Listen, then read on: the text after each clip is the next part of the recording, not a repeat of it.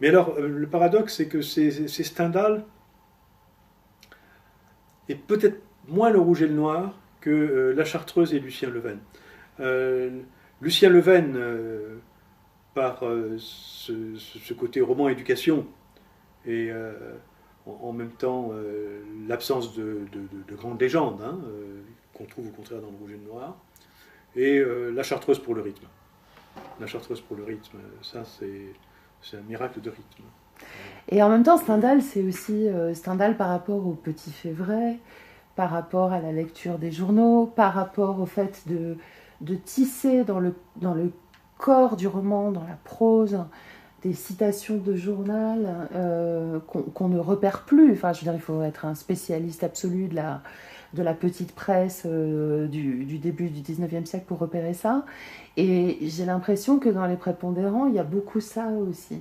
Les gazettes, les crieurs de rue, et puis toutes ces nouvelles qui disent une autre forme d'histoire, celle de l'actualité, pas celle des grands faits. Oui, parce que d'une part, le roman est ancré vraiment sur... Il y a un tuf, quoi. C'est-à-dire que euh, il y a une expérience presque phénoménologique du contact avec le monde extérieur, le monde réel, et presque, je dirais, le monde tel qu'il apparaît au moment où on le perçoit. Voilà. Ça vient... euh, une promenade, quand Rania identifie au-dessus d'elle un faucon cresserelle au cours de ses promenades, bon, ça c'est le faucon cresserelle que moi je voyais dans mes promenades. Quand Raouf explique à Catherine comment, lorsqu'on est dans la campagne, on se débarrasse d'un chien méchant qui vous attaque, ça c'est mes expériences de promenade dans la campagne au Maroc. Le jeu des noyaux d'abricots, c'est mes expériences de gamin en Tunisie. Voilà. Il y a cette série de petites expériences, de micro-expériences de l'histoire qui arrive au souk avec la querelle entre la vieille dame et le marchand. C'est la réécriture d'une scène à laquelle j'ai assisté dans un souk marocain dans les années 70. Et en même temps, c'est pas que ça n'avait pas d'âge, mais que c'est une histoire qui dure depuis des siècles. L'altercation entre la vieille paysanne et ses œufs et le marchand qui n'en veut pas. Ça, c'est, voilà. Mais c'est vraiment, ce sont des expériences à hauteur jusqu'à à la façon dont le maçon plombier dans la villa rédige son addition. Ça aussi, ça relève de l'expérience, d'une expérience du monde qu'on peut avoir. Donc il n'y a rien de biographique au sens où, dans le roman. En revanche, il y a beaucoup d'expériences de souvenirs à hauteur d'œil au moment où c'est perçu par l'œil. Dans une maison de prépondérants dans le quartier résidentiel, quand à travers les roseaux sur la porte, Catherine et Raouf voient que c'est la vieille servante qui est en train de penser le cheval. Qu'en dit long sur la lésine en même temps de la maison, puisque ils n'ont pas de palefrenier, c'est la vieille bonne qui fait tout à la fois, y compris penser. Ça, c'est une scène que j'ai vue. Voilà, il y a beaucoup de choses qui relèvent de cette expérience de petits faits vrais. Voilà.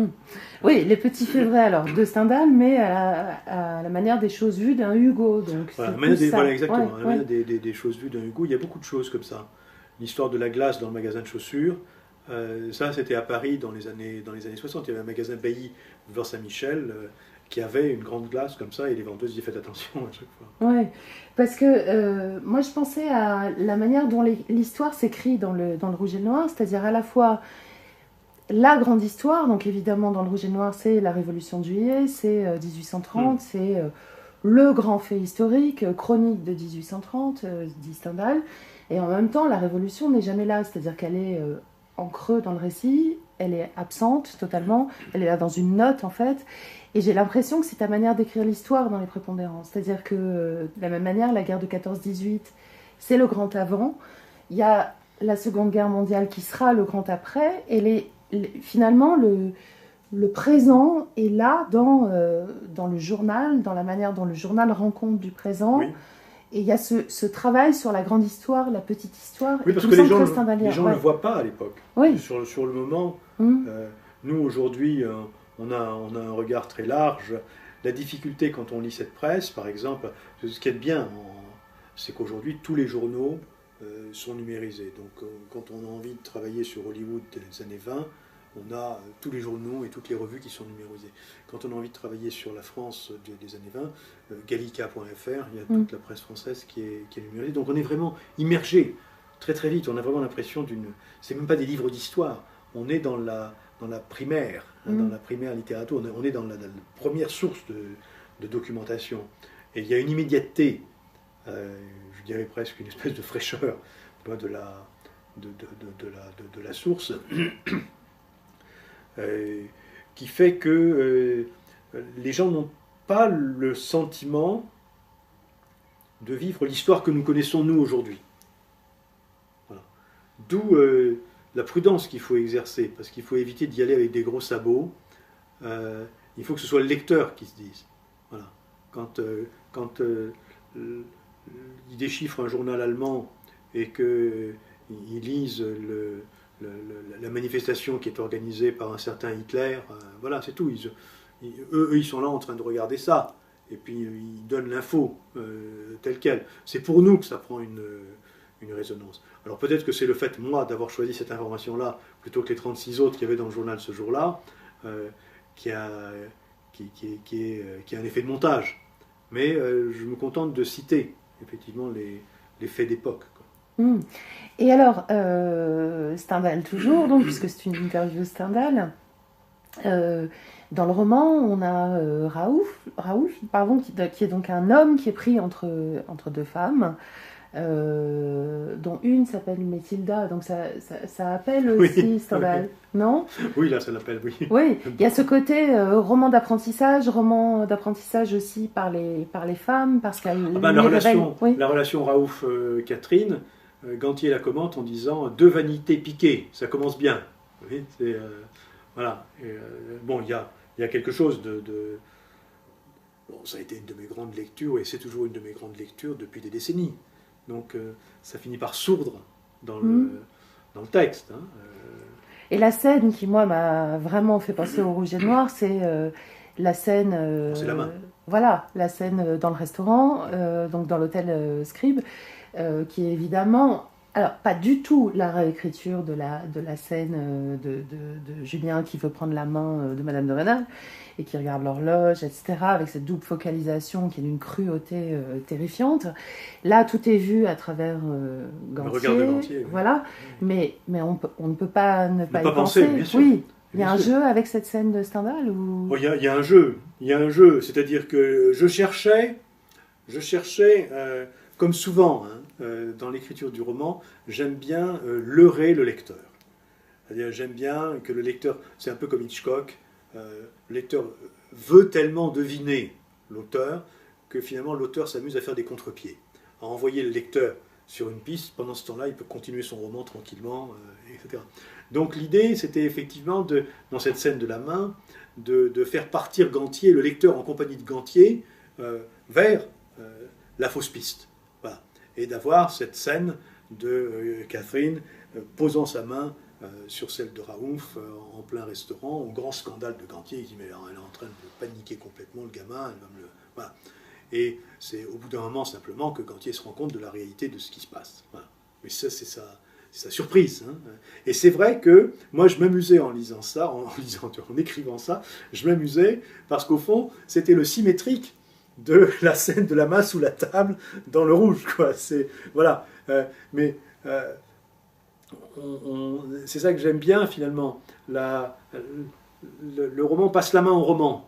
Voilà. Il y a eu cette scène qui est mémorable. Si j'arrive à écrire une scène singulière, mais qui va rappeler au lecteur une autre très grande scène écrite par un bonhomme autrement plus grand. Voilà, j'aurais en même temps fait quelque chose dans l'ordre de la filiation des romans, comme ça. Et dans la filiation des personnages aussi, parce que cette actrice américaine, elle rappelle beaucoup la Sanseverina, donc là on quitte le rouge et le noir. Elle a ce côté aventurière, jalouse aussi. Il y a quelque chose de assez grand. Elle est beaucoup plus jalouse que la Sanseverina. Oui. Elle est beaucoup plus jalouse que la Sanseverina. Elle est jalouse dans une forme presque... Alors c'est son paradoxe. parce que son mari est volage, elle le sait, et elle en a pris son parti, et elle n'a pas divorcé. Elle dit l'amour fait des nœuds et puis il les arrache. J'ai été nouée et arrachée plus souvent qu'à mon tour. Elle a 25 ans, elle a vécu. Hein. J'ai été nouée et arrachée plus souvent qu'à mon tour. Maintenant, je reste. Et avec cette espèce de dureté hein, de l'américaine, maintenant je reste et il va comprendre ce qui lui arrive. Voilà. Et donc, elle n'est plus tellement jalouse. Elle a été très jalouse, d'où la scène de la lettre dans ses souvenirs.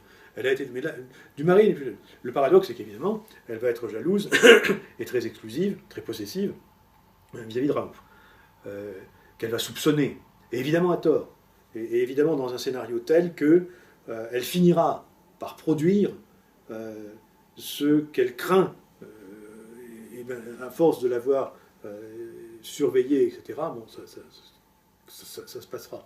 Mais en même temps, ça donne lieu. Ce qui est intéressant dans cette histoire, c'est que ça permet de donner lieu à des scènes. Voilà. Quand ils sont dans un salon de thé en Alsace, et qu'à un moment donné, elle se met à engueuler Raouf, quoi. Et tu as fini, je peux m'en aller. Et il ne comprend pas. Et il comprend pas. Et c'est elle qui doit lui dire, ça fait 10 minutes que tu lorgnes cette femme à côté. Arrête. Et alors lui, il ne comprenait pas qu'il était en train de lorgner une femme. Lui, il était en train de se demander ce qu'elle était en train de manger pour éventuellement commander la même chose, les fraises, la chantilly, je trouvais ça bon. Il essayait de voir un peu ce que c'était. Et il ne se rendait pas compte qu'il la regardait, et deux, il ne se rendait pas compte ce dont elle, Catherine, se rend compte. C'est-à-dire que la femme a repéré Raouf et le lorgne. Parce que Catherine, en femme possessive, sait que ce n'est pas son amant qu'elle doit surveiller, c'est les femmes qu'il y a autour. C'est là que va venir le danger, effectivement. C'est là que le radar doit fonctionner. Parce que le bonhomme, il ne voit rien. Mais là, il faut voir les... Voilà. Et elle finit par dire, un jour, il se retrouva dans le lit d'une autre, comme ça, sans s'être rendu compte, sans s'en être rendu compte. Et d'où cette dureté de la relation entre Raouf et... parce que en même temps, c'est un roman des passions. C'est un roman des passions, et des passions qui sont vivaces, qui ont leur activité, qui ont leurs conséquences. C'est jamais sans conséquences, les passions. Et effectivement, ça tournera mal hein, dans la relation entre Raouf et Catherine. Et alors, de Stendhal toujours, qui est évidemment un prétexte hein, pour cet entretien, c'est il y a ce côté aussi, alors à la fin du Rouge et le Noir, quand Julien donc est aux assises et qu'il parle, qu'il prend enfin la parole en tant que Julien Sorel et non plus en tant que toutes les identités par lesquelles il a pu passer, enfin ou dans lesquelles il a voulu se couler. Il est la voix du peuple. Il est la voix du peuple qui va se lever. Il est la voix d'un avenir. Et j'ai l'impression que Raouf, dans sa manière de vouloir une révolution, de penser une révolution, d'incarner l'avenir dès le début du roman, et bon, je veux rien dire sur la fin du roman, est un peu ce personnage qui dit avant quelque chose d'une voix qui va s'élever. D'une voix politique, d'une voix... La difficulté avec Raouf, c'est que c'est justement un jeune homme difficile. Les vrais militants, les vrais engagés, sont ses camarades. C'est-à-dire c'est Karim, qui lui restera au Maghreb et ira faire des études d'islamologie classique, et l'autre c'est David Chemla, qui lui s'engage au Parti communiste. Raouf, lui, n'est pas dans l'engagement. Et... il est un peu désinvesti. En particulier, il a été en quelque sorte un peu vacciné par la façon dont les événements de 1922, les manifestations de nationalisme dans la capitale, etc., et la façon au fond dont les notables ont reculé, ce qui a fait dire à Raouf les notables n'aiment pas les bouleversements. Il a suffi que la puissance coloniale hausse un peu le ton pour que tout le monde rentre dans le rang, avec évidemment des victimes parmi le menu peuple, c'est-à-dire les gens qui n'ont pas ces prudences, n'ont pas ces calculs et se retrouvent soudain seuls, sans appui dans la rue, face aux troupes de répression. Voilà. Et Raouf, lui, il a été désenchanté en quelque sorte par ce qui s'est passé pendant la crise de 22. Voilà. C'est plutôt un personnage à la fin du roman, c'est plutôt un désenchanté qui garde encore l'espoir révolutionnaire, mais pas du tout dans le militantisme. Voilà. Il est plutôt dans une forme d'attente. Mais il n'a pas du tout l'engagement, ni la force d'affirmation d'un Sorel, Mm.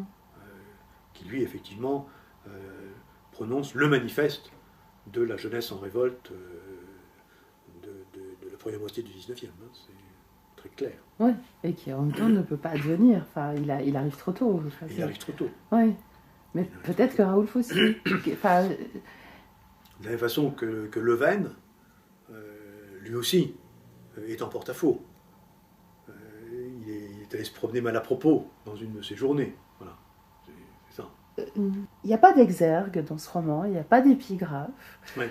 Et c'est comme une absence aussi qui appelle le lecteur à aller chercher et se dire, tiens, et s'il y avait eu cette phrase en tout début que mettent souvent les romanciers pour se mettre sous la protection d'un autre grand auteur ou pour donner une piste, etc., ça aurait été qui? Et c'est pour ça que je suis allée chercher dans Stendhal, dans ces livres qui sont regardés Oui, oui. sur les quais. Mais on se demande si c'est volontaire, cet effacement. Il y en avait 3. Ouais. Il y avait 3 épigraphes. Comme elles étaient trop nombreuses, je les ai enlevées. Ça aurait fait très début 19e pourtant, parce que c'est. Oui, il c'est y avait une Modier épigraphe qui- en arabe, une épigraphe en anglais, une épigraphe en français, en allemand. L'épigraphe en allemand, c'était la citation du Rilke. Cela tombe en poussière, nous le réorganisons, et puis c'est nous qui tombons en poussière. Alors, la citation française, je ne sais plus ce que c'était. Ça devait être un La Rochefoucauld. Ouais. Et la citation arabe, c'était un vers de Abul Ala al-Ma'arri, que je cite par ailleurs pour un autre vers, un ou deux autres vers dans le texte. C'était Yuhtimuna Rebu Zaman, les vicissitudes du temps nous fracassent, Ke'ennana Zuzej, comme si nous étions du verre. Voilà. Mais il y avait 3 citations, ça faisait un effet massif, comme ça. Tout enlevé. Oui, Pas de volontaire. dédicace, pas d'épigraphe. Ouais. Le texte. Ouais, ouais. Avec. Enfin, nu, quoi. C'est-à-dire, il y a. Oui, ça, et alors la dédicace, il y avait il y avait mon prof de Cagne et il y avait mon prof d'arabe. Et puis j'ai enlevé aussi. On nettoie, pas de seuil, on passe directement. Voilà. Comme il faut enlever tous les rythmes ternaires, tous Oui, les c'est ça. agerbements. Pas tous, hein, il faut Non. laisser de temps en temps. Mais, à bon escient. Hein. Et un entretien stendhalien pour entretien stendhalien, il y a l'esthétique qu'on trouve, l'esthétique stendhalienne qu'on trouve dans les marginalia, dans les variantes, pas dans les variantes, mais dans les annotations de Stendhal, dans Le Rouge et le Noir, dans le manuscrit de Lucien Leven. Ouais. Et là, il y a une théorie du style qui est absolument extraordinaire, qui tient en 2 mots, marbre au plâtre. C'est-à-dire que des fois, il se rend compte qu'il a mis un cliché, qu'il a mis un pléonasme, et il se pose la question, il était plus qu'évident. Et il se rend compte que c'est une bourde, mais que c'est en même temps une façon de parler. Et il note, si j'enlève plus que, marbre ou plâtre. Parce que pour lui, une construction, ça se fait avec du marbre et du plâtre. Et si on ne met que du marbre, ça ne passera pas. Et donc, il laisse des fois des éléments de l'ordre du cliché, des éléments de l'ordre de la formule toute faite, parce que, dit-il, en même temps, ça aide l'œil à glisser. Il a une conception vraiment très, très artisane, très grand savoir-faire. Hein. Des fois, il arrive devant un paragraphe long, un peu trop long. Alors en marge, il écrit paragraphe long, mais laissé, ça réveille le lecteur. C'est-à-dire que le lecteur, il a d'habitude au paragraphe relativement court, puis à un moment donné, bam, oh attention, tu vois, et ces notes marginales de Lucien Leven, c'est un véritable atelier d'écriture. Quand on les regarde toutes, une par une, les variantes plus les explications qu'il donne, en creux, il y a un atelier d'écriture. Et par des plus grands, c'est remarquable. Ouais. Parce qu'en plus, c'est pas seulement la variante, c'est l'explication qu'il se donne. Mhm. À lui-même, tu vois, un peu comme s'il tenait un journal, comme une écriture un peu égotiste, voilà. Oui, et puis il y a aussi tout ce que ces clichés disent d'une manière d'appréhender le temps. C'est-à-dire la manière dont on désigne quelque chose dit aussi le rapport que l'on... Le fait pour les prépondérants de s'appeler les prépondérants, ça dit aussi leur vision du monde. Tu parles à un moment, dans la partie allemande du livre, de ces mots allemands pour dire un certain nombre de choses, Oui, et qui sont une Weltanschauung, hein, pour employer un terme allemand, mais tout à c'est fait. une manière d'appréhender le monde. Le langage dit notre... Oui, tout à fait. Tout à fait. Le cliché, il faut être stendhalien, c'est-à-dire qu'il faut parfois en laisser. Nietzsche disait aussi qu'il faut de la mie de pain, parce que les meilleures sauces, c'est dégueulasse quand on les prend à la petite cuillère, donc il faut de la mie de pain. Mais en même temps, il faut être très, très strict vis-à-vis du cliché, parce que c'est la trace de la domination dans la langue. C'est le cliché, c'est la grande voix du on qui vient parler en notre nom dans le texte. Donc il faut, quand on en laisse, il faut vraiment que ce soit en toute connaissance de cause, pour des raisons typiquement stendhaliennes, c'est-à-dire pour aider l'œil à glisser, parce que 3 mots pour 1, ça permet de se reposer un peu. Mais il le dit très franchement. Et voilà. Mais ne jamais oublier que le premier avatar de la tyrannie auquel est confronté un romancier, c'est le cliché, c'est la formule toute faite, c'est le déjà dit, c'est le déjà mâché, etc. Ça, c'est éviter l'effet Starsky et Hutch. Tu connais pas l'effet Starsky et Hutch? Non. Starsky et Hutch, ils sont dans dans une vieille série. Je connais Starsky et Hutch, oui, mais je ne connais pas l'effet. L'effet Starsky et Hutch, ils se sont arrêtés dans un diner, on dirait un snack bar, parce que Hutch a faim. Donc Hutch, il s'arrête, il s'installe, et Hutch commande un gâteau. Alors c'est un gâteau américain, de trucs bien volumineux, bien mou, bien crémeux, etc.